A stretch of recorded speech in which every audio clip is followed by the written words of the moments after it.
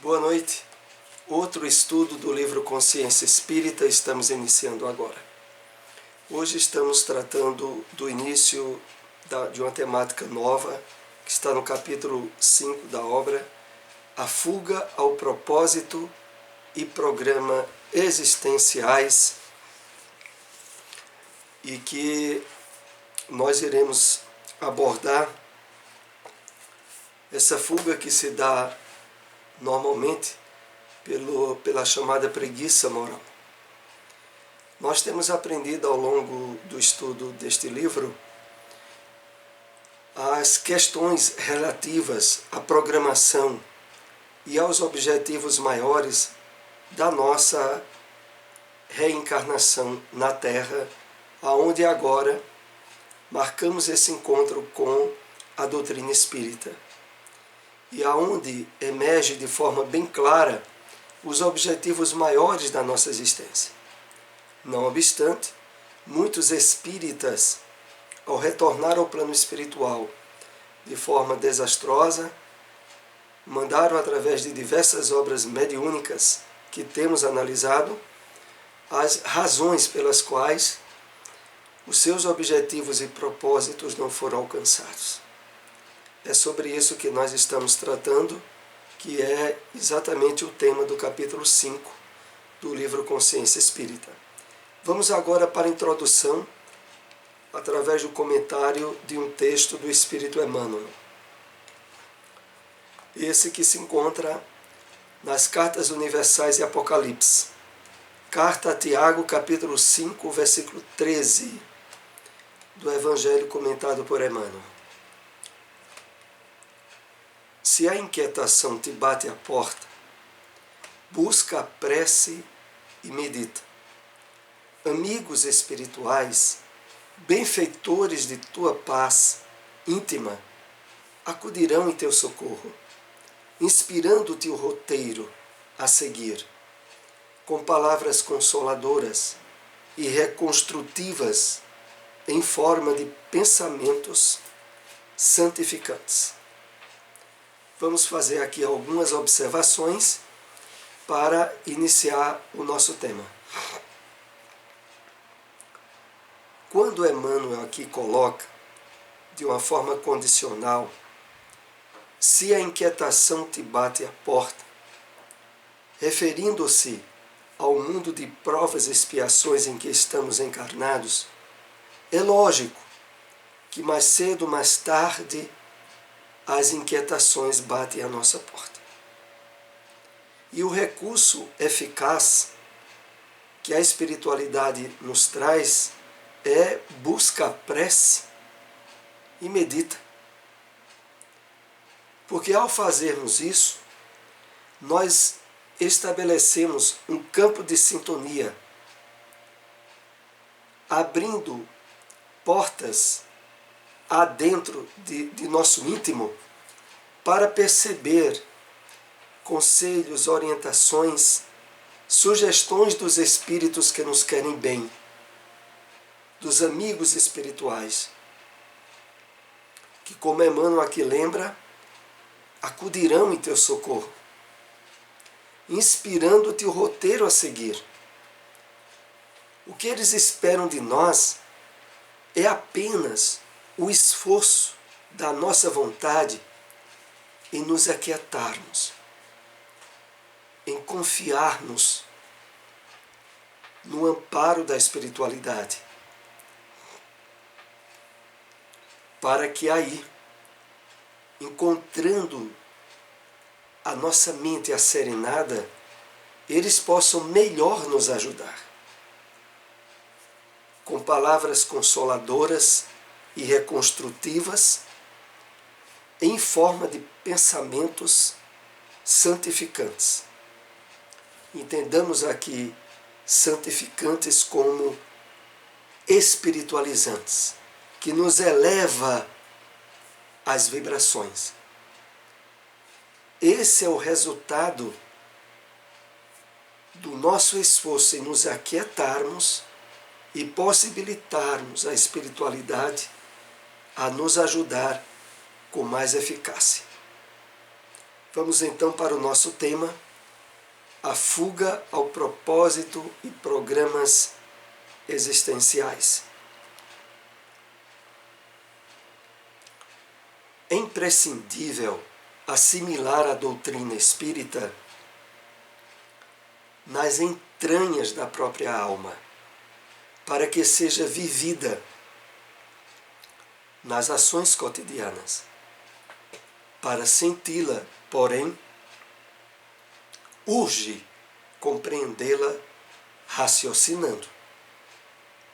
Esse é o primeiro ponto que separamos para nos determos na análise desse capítulo.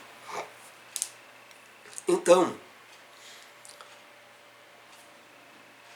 o benfeitor Honório, que é quem está à frente da obra Consciência Espírita, nos diz: é imprescindível assimilar a doutrina espírita nas entranhas da própria alma.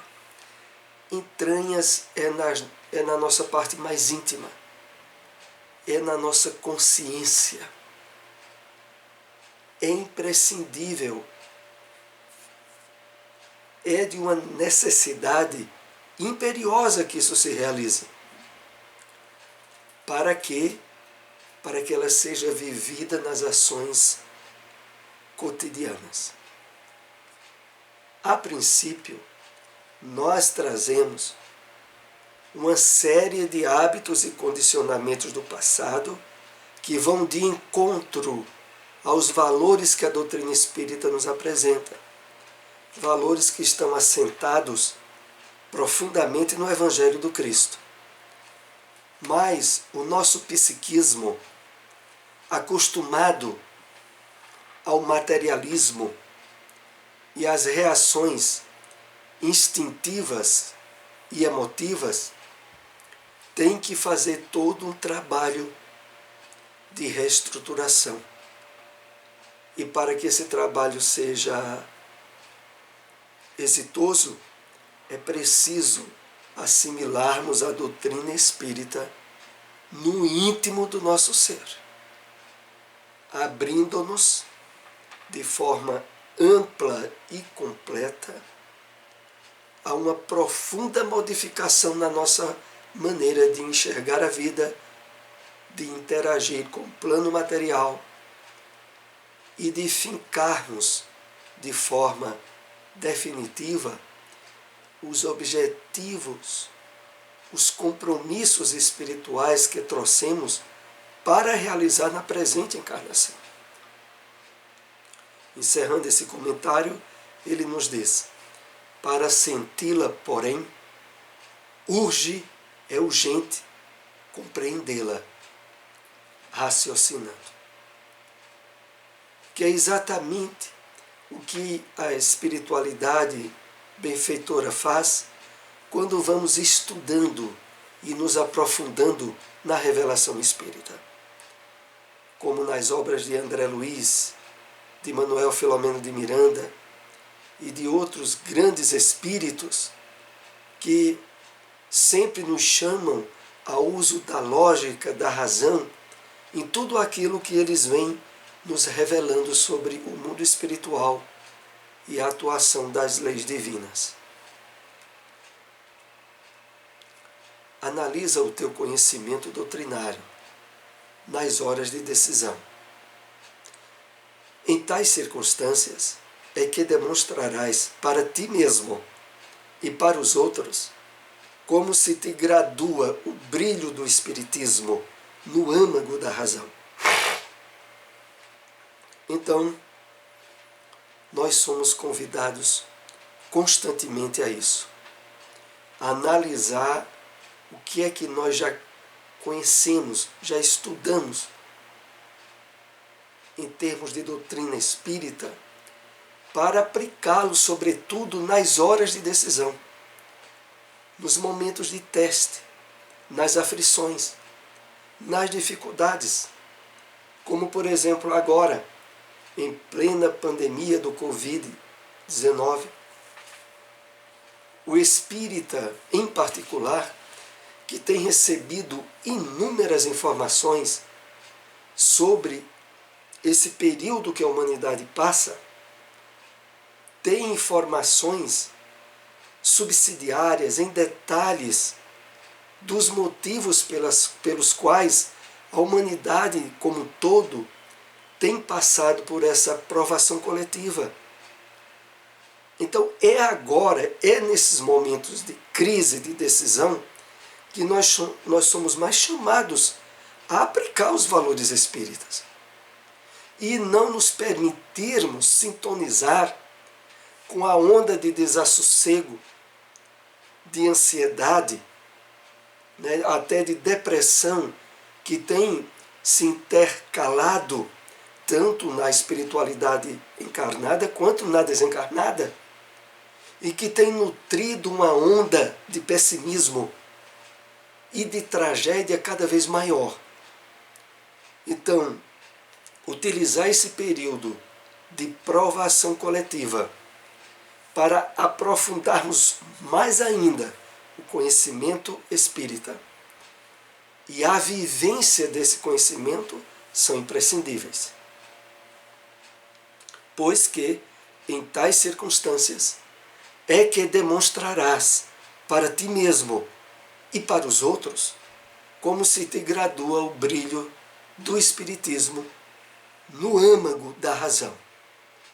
Então, é em momentos de crise e de decisão que nós somos chamados a usar o bom senso e a razão, e não as atitudes intempestivas e precipitadas, como é compreensível que muitos tenham, sobretudo aqueles que ainda não se nutriram do conhecimento, do alimento espiritual que nós temos, extraído da essência do Evangelho do Cristo.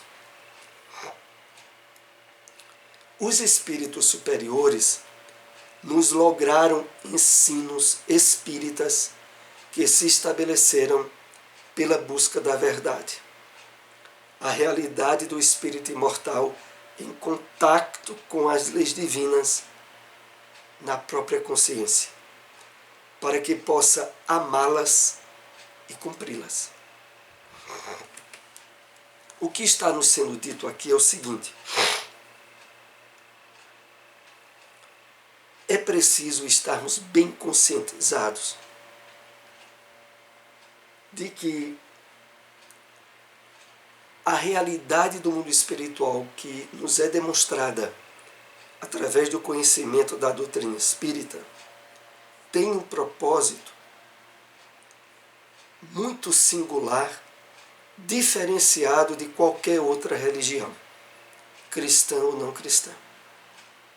Porque na revelação espírita, todo o conteúdo que ela nos apresenta sobre o conhecimento da vida espiritual, o conhecimento das leis divinas, é colocado de uma maneira aonde constantemente nós somos chamados ao raciocínio, ao uso da lógica, das conclusões decorrentes dessa análise, de tal forma que abre-se uma possibilidade de mudança profunda na nossa consciência, para que, a partir desse conhecimento, a sensibilização se nos abra para poder amar vivenciando a doutrina e cumprindo aquilo que as leis divinas nos apresentam.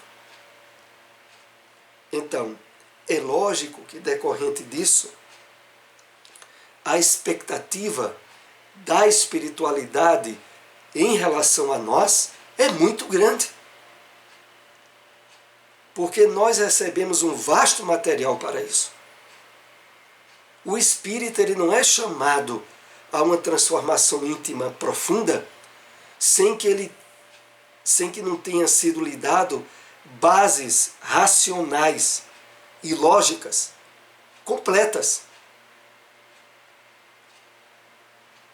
A partir disso, a espiritualidade espera uma adesão pelo propósito de reforma íntima, de busca da aquisição de virtudes, de vivência da caridade bem maior do que aquelas que pudessem ser resultado de outras doutrinas que não têm os subsídios que a doutrina espírita nos dá. São ainda poucos que se aprofundam nesse manancial de ensinamentos, devido à preguiça mental ou moral. Ou seja, não estão dispostos a refletir sobre esses ensinos por preguiça moral. Aqui nós somos chamados a atenção a refletir sobre uma coisa muito séria. Muitas vezes por trás do desestímulo, da falta de vontade que nós podemos ter em estudar, em ler mais as obras espíritas, em refletir sobre elas, em nos sensibilizarmos ao que elas nos apresentam, por trás disso está uma preguiça mental ou moral, decorrente das imperfeições que o nosso espírito traz pelas impregnações com o materialismo, com o imediatismo, muitas vezes repetidos ao longo de diversas encarnações. Então tenhamos cuidado para que por trás desse desestímulo que podemos ainda ter de nos aprofundarmos na doutrina, não está escondido as armadilhas de um ego, de um espírito imperfeito, que mesmo tendo marcado encontro com a doutrina espírita, se nega a dar-lhe as mãos para as mudanças indispensáveis. É isso que o texto aqui nos chama. Afastando-se do desenvolvimento das virtudes, que o estudo dessas lições os estimularia consciencialmente. Por isso, ainda temos poucos centros espíritas que estimulam um estudo reflexivo da doutrina espírita. Então, a decorrência dessa preguiça mental e moral é o afastamento do desenvolvimento das virtudes. Que o estudo das lições da doutrina espírita nos estimularia consciencialmente no âmago do nosso ser. E a decorrência disso é que ainda temos poucos centros espíritas que estimulam o estudo reflexivo da doutrina. Essa consequência é fácil de se entender, não de se justificar. Nós entendemos como sendo o resultado dos grupos de espíritas que não perceberam nessa preguiça mental e moral os resultados nefastos para os compromissos que assumiram com a própria doutrina espírita antes da sua encarnação.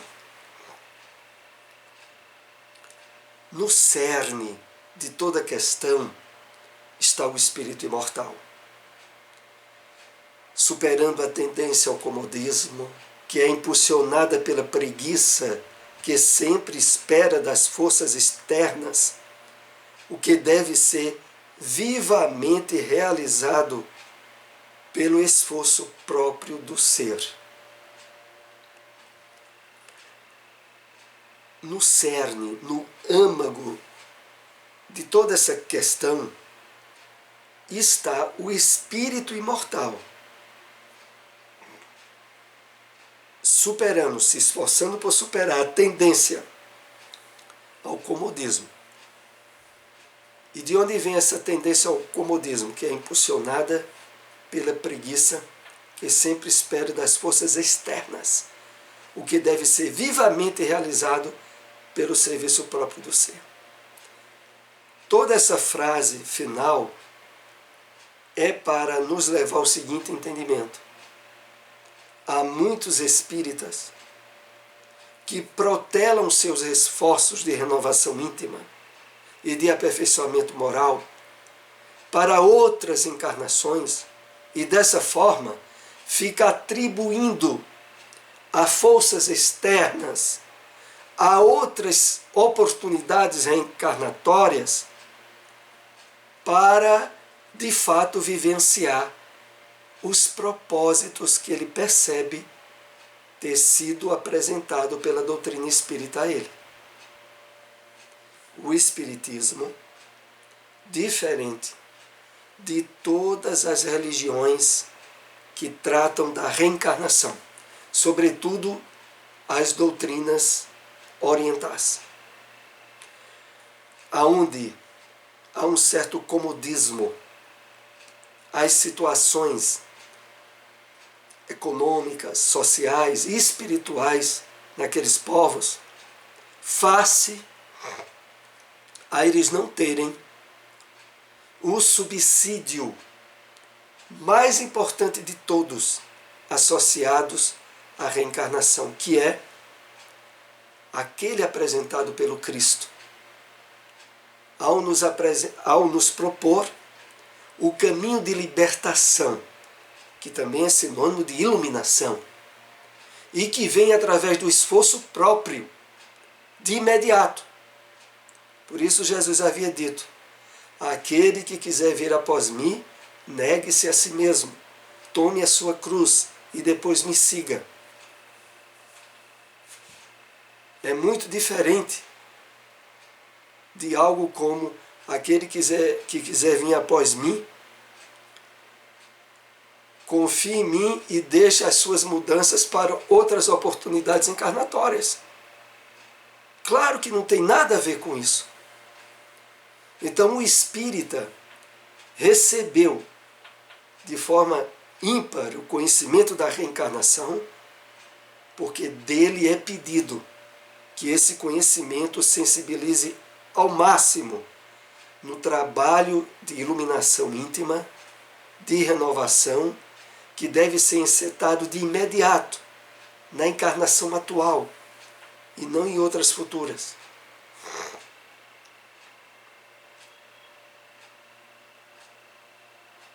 Quando o espírito imortal impulsiona em si toda a vontade de trabalhar, as leis se movimentam na própria consciência para cumprir a vontade do espírito. Vejam como é a situação.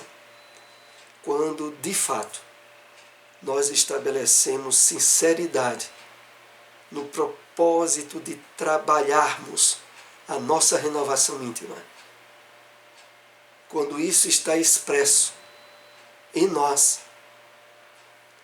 as leis divinas se movimentam na própria consciência para cumprir a vontade do Espírito.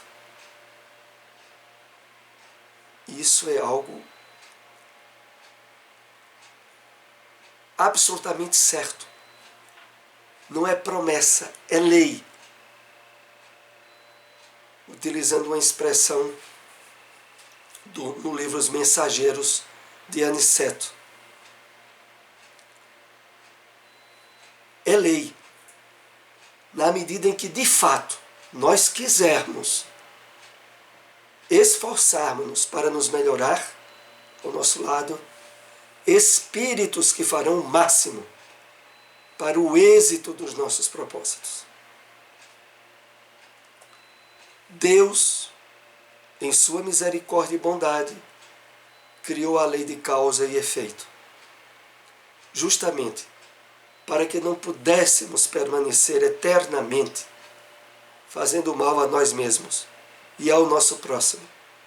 A lei nos protege de nós mesmos. Aqui é chamado a reflexão nossa fato que é muito significativo, aonde cada vez mais nós precisamos ter consciência da presença de Deus e da sua misericórdia e bondade. Novamente nos referimos a esse período de provação coletiva, aonde a lei de causa e efeito opera de forma imperceptível para a maioria da humanidade materialista. Para nós que estamos esforçando-nos no conhecimento espírita, nós sabemos o que é que está funcionando por trás. Os resgates, os amparos, as promessas espirituais, o cruzamento absolutamente harmonioso das leis espirituais com isso que está acontecendo na Terra nos dias atuais. Por isso o texto diz aqui no final: a lei nos protege de nós mesmos. Sobretudo quando, por não estar suficientemente harmonizado com essas leis e nos atritarmos com elas, gerando situações dolorosas, somos logo chamados a atenção para as correções indispensáveis. Estamos sempre amorosamente protegidos e amparados por Deus, para que cedo ou tarde busquemos trabalhar para conquistar a pura e eterna felicidade.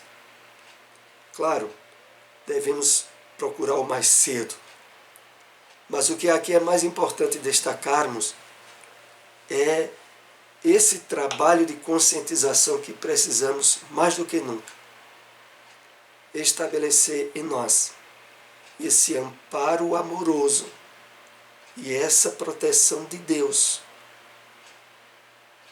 que atua, que opera dentro e fora de nós, mesmo em situações de desequilíbrio e caóticas como o tratamento da pandemia em nosso país, que tem sido um dos mais caóticos no combate dela.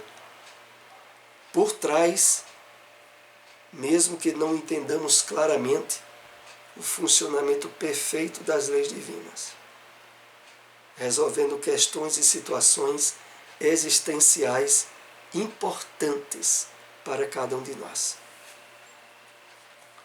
Vamos agora para o último slide do estudo dessa noite. A Terra está passando pela grande transição. Aqueles que se negarem a cumprir as leis divinas, devido à preguiça moral, podem atentar à possibilidade de um exílio planetário por um período mais ou menos longo. É claro que as revelações espíritas acerca desse período de transição e do exílio planetário que lhe será consequência, não é colocado para gerar qualquer espécie de medo ou de temor. Pelo contrário, mas como estímulo a mais para o nosso empenho no campo do bem, da caridade, da fraternidade. Porque nós sabemos, nem Deus, nem muito menos as suas leis castigam ninguém. Mas nós vivemos num mundo de consequências. Consequências do que fizemos no passado e as consequências futuras do que estamos fazendo agora. Então, que agora, amparados com esse rico material que a doutrina espírita nos dá, façamos o máximo no trabalho de renovação, de vivência dos ensinos espíritas, mantendo guardas sobre o nosso espírito, para não estar sendo atingido pelo bombardeio de mentes nefastas, desencarnadas e encarnadas, que se agitam muito nesse período. Quero lembrar a todos que esse estudo depois estará disponibilizado no nosso canal no YouTube. Aqueles que tenham acompanhado aí pelo Facebook, Se possível, compartilhe esse vídeo. Até o próximo estudo. Uma boa noite.